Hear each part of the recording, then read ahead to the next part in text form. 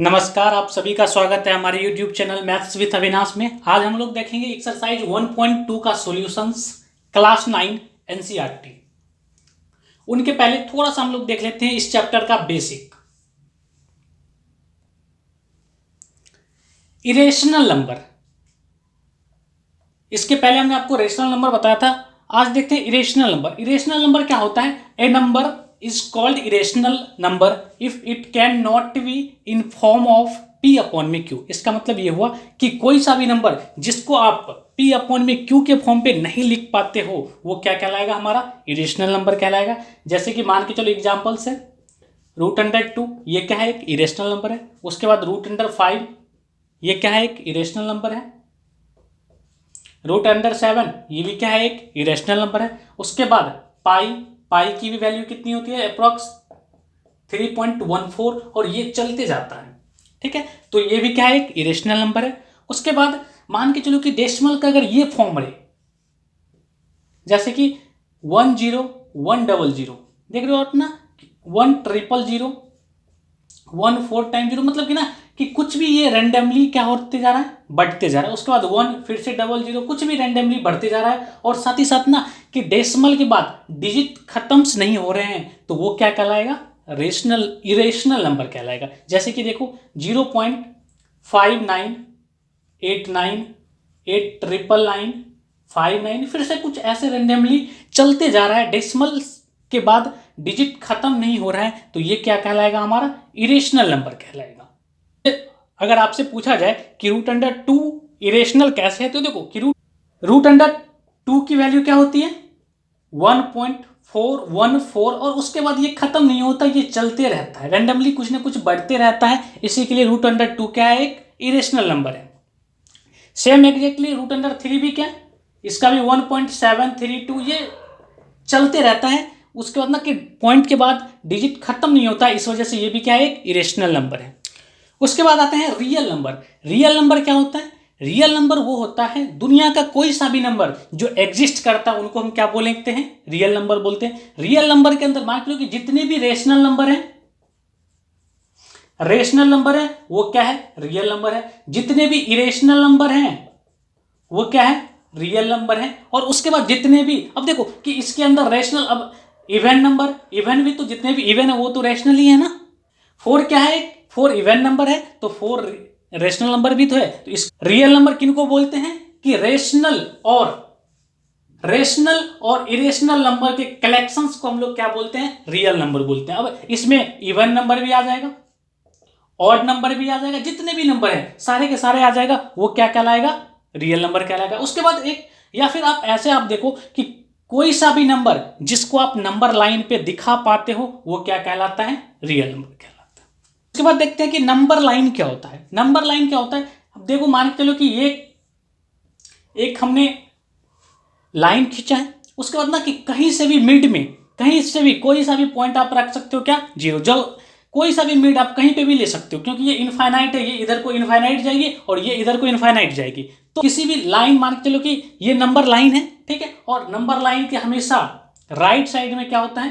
Plus infinity होता है, और माइनस में, और लेफ्ट साइड में हमेशा क्या होता है? माइनस इन्फिनिटी होता है। अब देखो कि हमेशा 2 डिजिट के बीच हमेशा कितने का गैप होता है?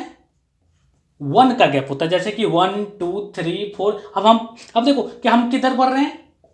नंबर लाइन पे राइट की तरफ बढ़ रहे हैं, तो क्या हो रहा है कि नंबर पॉजिटिव मिल रहा है। और उसके बाद अगर हम नंबर लाइन पे लेफ्ट की तरफ बढ़े तो नंबर हमें क्या मिलेगा? निगेटिव मिलेगा। तो बस आपको इतना याद रखना है कि आप कोई सा भी लाइन खींचो, बीच में मिड में हमेशा क्या होगा? 0 होगा। इसके राइट साइड हमेशा पॉजिटिव नंबर होंगे और इसके लेफ्ट साइड हमेशा क्या होगा? निगेटिव नंबर होगा। अब आते हैं हम क्वेश्चन नंबर फर्स्ट पे। कह रहा है हमारा कि कुछ स्टेटमेंट हमारे पास दिया गया है, इनको आपको बताना है कि ये स्टेटमेंट ट्रू है या फिर फॉल्स है, ठीक है। और साथ ही साथ कह रहा है कि जस्टिफाई और आंसर्स, मतलब क्या कि आपको ये भी बताना है, रीजन भी बताना है कि ये गलत क्यों है या फिर ये सही क्यों है। तो देखो पहला हमारा कह रहा है कि every irrational number is real number. इसके कहने का मतलब ये है कि जितने भी इरेशनल नंबर है क्या सारे के सारे रियल नंबर हैं? तो अभी हमने बताया कि रियल नंबर क्या होता है। रियल नंबर रेशनल नंबर और इरेशनल नंबर के कलेक्शंस को हम बोलते हैं। तो मान के चलो कि √2 इरेशनल नंबर है, तो डेफिनेटली ये क्या है, रियल नंबर भी है। तो इसका आंसर क्या हो गया, इसका आंसर है ये जो स्टेटमेंट है ये क्या है, ये बिल्कुल ट्रू है। रीजन आपको क्या देना है कि रियल नंबर जो होता है वो क्या है, कलेक्शन है किनका किनका, रेशनल नंबर का और इरेशनल नंबर का। मतलब जितने भी रेशनल नंबर हैं सारे के सारे रियल नंबर हैं, और जितने भी इरेशनल नंबर हैं वो भी सारे के सारे क्या हैं, रियल नंबर है। सेकेंड स्टेटमेंट है every point on the number line is form of √m, और जहां पे आपको बता रहा है कि m क्या है, नेचुरल नंबर है। अच्छा, नेचुरल नंबर क्या होता है, नेचुरल नंबर गिनती की संख्या को हम क्या बोलते हैं, नेचुरल नंबर बोलते हैं। मतलब क्या कि 1 2 3 4 5 6 ये सारे के सारे क्या हैं, नेचुरल नंबर है। और नेचुरल नंबर में नेगेटिव नंबर नहीं आता है और जीरो भी नहीं आता है। तो देखो कि सबसे पहले आपको नंबर लाइन की बात हो रही है, तो एक मान के लो कि ये एक नंबर लाइन है जहां पे कहीं पे भी हमने रख लिया क्या, 0। तो अब नंबर लाइन के राइट साइड में क्या होगा, प्लस इन्फिनिटी होगा, और लेफ्ट साइड में क्या होगा, माइनस इन्फिनिटी होगा। तो देखो यहां से 1 2 3 4 5 -1 -2 -3 -4 मैं दिखा सकता हूं। उसके बाद देखो कि कह रहा है हमारा कि मान के चलो कि m जो है, कह रहा है कि जितने भी पॉइंट है, जितने भी नंबर लाइन पे पॉइंट है वो किस फॉर्म का है, √m के फॉर्म का है, जहां पे m क्या है, नेचुरल नंबर है। तो क्या ये चीजें पॉसिबल है, देखो क्या ये चीजें पॉसिबल है, बिल्कुल भी नहीं। क्यों, मान के लो कि ये 1 है, ये 2 है, ये 3 है, 4 है, 5 है, तो इसके बीच ये भी तो हो सकता है ना, हाफ भी तो हो सकता है ना, 0.5 भी तो हो सकता है ना। तो क्या किसी भी नेचुरल नंबर का रूट 0.5 होगा क्या? सबसे पहले देखो अंडर m, तो m क्या है, नेचुरल नंबर है। तो m के जगह पे आप क्या लिख सकते हो, 1 भी ले सकते हो, 2 भी ले सकते हो, 3 भी ले सकते हो, 4 भी ले सकते हो। तो देखो कि √1 तो 1, √2 तो आप निकाल नहीं पाओगे, √3 भी क्या हो जाएगा, यही हो जाएगा, और √4 कितना हो जाएगा, 2 हो जाएगा। लेकिन अगर मान के चलो मैं m की जगह पे क्या ले लेता हूं, 1/4 लेता हूं, तो ये कितना आ जाएगा, 1/2। देखो आप कि इनको 1 को भी मैं नंबर लाइन पे दिखा सकता हूं, 2 को भी नंबर लाइन पे दिखा सकता हूं, 3 को भी नंबर लाइन पे दिखा सकता हूं, 4 को भी नंबर लाइन पे दिखा सकता हूं, और 1/4 को भी का जो रूट है वो कितना है, 1/2 है, तो इनको भी मैं नंबर लाइन पे दिखा सकता हूं। तो जबकि 1/4 क्या है, नेचुरल नंबर नहीं है। तो क्या ये स्टेटमेंट सही है, बिल्कुल सही नहीं है। क्यों, क्योंकि ये स्टेटमेंट क्या है, ये स्टेटमेंट गलत है। रीजन आपको क्या लिखना है, तो रीजन आपको क्या लिखना है कि मान के चलो कि अगर मैं 1 के जगह पे, रीजन आपको क्या लिखना है कि मान के चलो कि मैंने m के जगह पे 1/4 ले लिया, तो √m क्या आ गया, 1/2 आ गया, जिसको 1/2 को हम नंबर लाइन पे दिखा सकते हैं। इसी के वजह से क्या है कि ये स्टेटमेंट हमारा क्या है, बिल्कुल गलत है। तीसरा स्टेटमेंट है every real number is irrational number. क्या ये चीजें पॉसिबल है? मान के चलो कि देखो 25 क्या है, 25 एक रियल नंबर है, 25 एक क्या है, रियल नंबर है। तो क्या ये एक इरेशनल नंबर है? बिल्कुल भी नहीं, ये क्या है, एक रेशनल नंबर है। जैसे कि मान के चलो कोई और सा भी नंबर ले लो, 10 क्या है, एक रियल नंबर है, लेकिन क्या ये इरेशनल है? तो बिल्कुल भी नहीं है। तो क्या ये स्टेटमेंट सही है? बिल्कुल ये स्टेटमेंट गलत है। रीजन आपको क्या लिखना है कि जितने भी रेशनल नंबर होते हैं वो भी क्या होते हैं, रियल नंबर होते हैं। तो ऐसा नहीं है कि जितने भी रियल नंबर हैं वो इरेशनल है, ये स्टेटमेंट बिल्कुल गलत है। आते हैं क्वेश्चन नंबर सेकंड पे। सेकंड नंबर हमारा कह रहा है कि square root of all positive integer. तो पॉजिटिव इंटीजर क्या होता है, 1 2 3 4 5 6। तो कह रहा है कि जितने भी पॉजिटिव इंटीजर्स हैं उसका जो स्क्वायर रूट होगा वो क्या होगा, इरेशनल होगा। ठीक है, इरेशनल होगा। कह रहा है कि इफ नॉट गिवन एग्जांपल, मतलब क्या कि इरेशनल होगा या फिर नहीं होगा। तो सबसे पहले हम समझते हैं कि इरेशनल होगा या फिर नहीं होगा। मान के चलो कि पॉजिटिव इंटीजर मैंने लिया, 1 लिया, 2 लिया, 3 लिया, 4 लिया और 5 लिया। तो देखो अगर मैं 1 को रूट करूं तो कितना होगा, 1 होगा। तो देख रहे हो आपकी ये √2 को अगर मैं करूं तो ये क्या होगा, पॉइंट में आएगा। √3 भी क्या आएगा, पॉइंट में आएगा। √4 का स्क्वायर रूट क्या होगा, 2 हो जाएगा। √5 क्या होगा, ये भी पॉइंट में आएगा। तो देखो कि ये जो है 1 क्या है, एक 1 एक रेशनल नंबर है, रूट अंडर 2 क्या है, एक इरेशनल नंबर, अभी हमने देखा था। रूट अंडर 3 भी क्या है, एक इरेशनल नंबर है।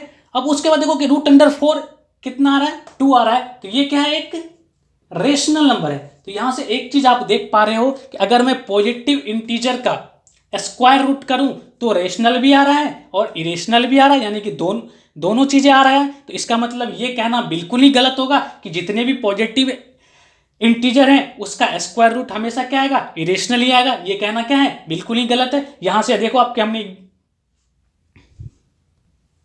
यहां से आपको रीजन क्या लिख देना है कि the square root of all positive integers are not irrational. मतलब क्या कि जितने भी पॉजिटिव इंटीजर्स हैं उसका स्क्वायर रूट इरेशनल नहीं होता है। जैसे कि एग्जांपल्स, ये भी एग्जांपल्स हैं इनका, और चाहो तो एक और एग्जांपल्स लिख लो कि रूट अंडर 25 देख रहे हो कि 25 का अगर मैं स्क्वायर रूट करूं तो क्या आ रहा है, 5 आ रहा है, जो कि एक क्या है, रेशनल नंबर है।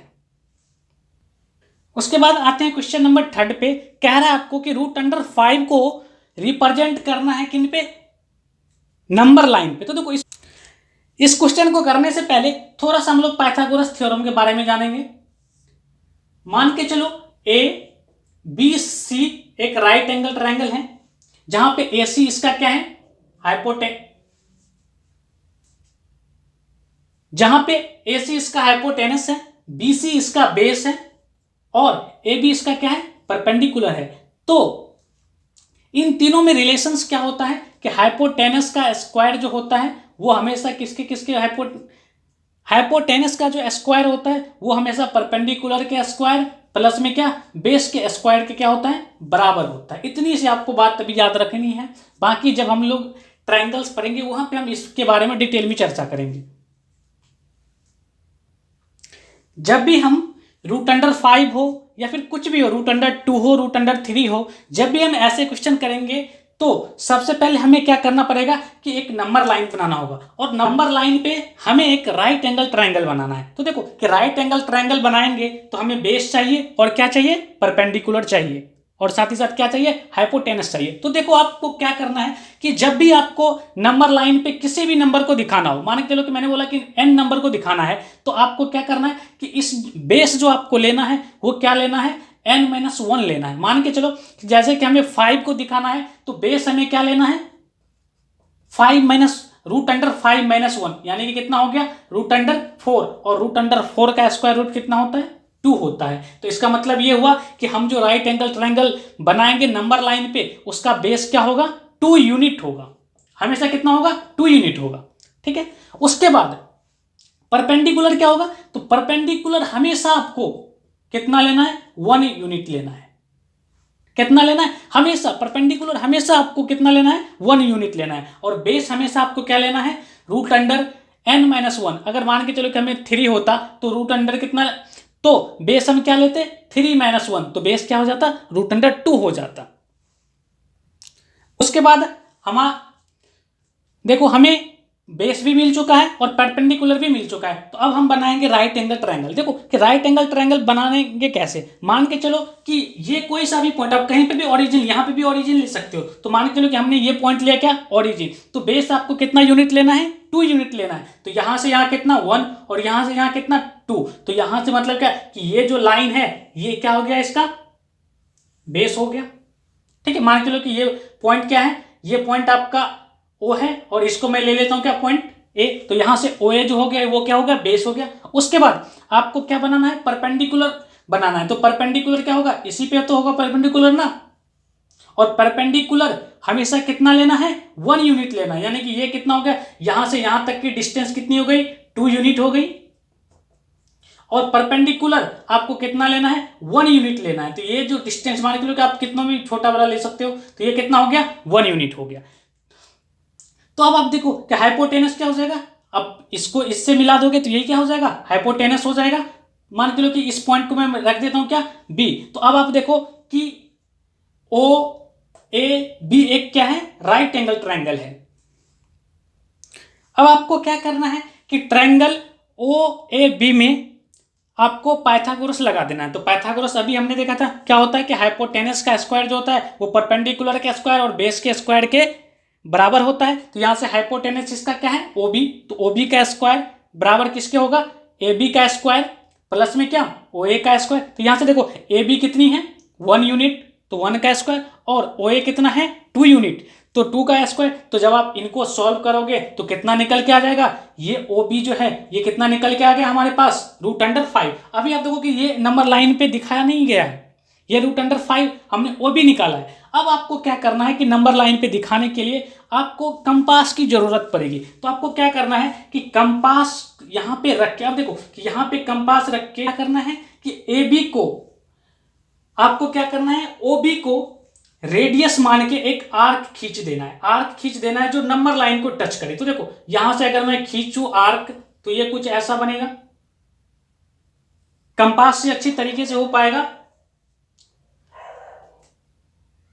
कंपास से अच्छी तरीके से हो जाएगा। तो बस ये अब क्वेश्चन खत्म हो गया। अब हमने इसको नंबर लाइन पे दिखा दिया, मान लो ये पॉइंट क्या है Q है, तो OQ जो होगा वही क्या होगा √5 होगा। आपको कुछ नहीं करना, सिंपली बस इतना कर देना है, पाइथागोरस थ्योरम लगाना है, और उसके बाद हाइपोटेनस को क्या करना है, हाइपोटेनस को रेडियस मानते हुए कंपास की मदद से एक आर्क खींच देना है जो किसको टच करे, नंबर लाइन को टच करे। यहां से आपको क्या लिख देना है कि नो टेकिंग O सेंटर, यानी कि O को आपको सेंटर मान के, O को सेंटर मानना है, और OB को आपको रेडियस यानी कि हाइपोटेनस को रेडियस मान के एक आर्क खींच देना है जो इस नंबर लाइन को किस पे, जो इस नंबर लाइन को ये किसी भी पॉइंट पे क्या करे इंटरसेक्ट करे, और उसके बाद OQ कितना हो जाएगा √5 हो जाएगा।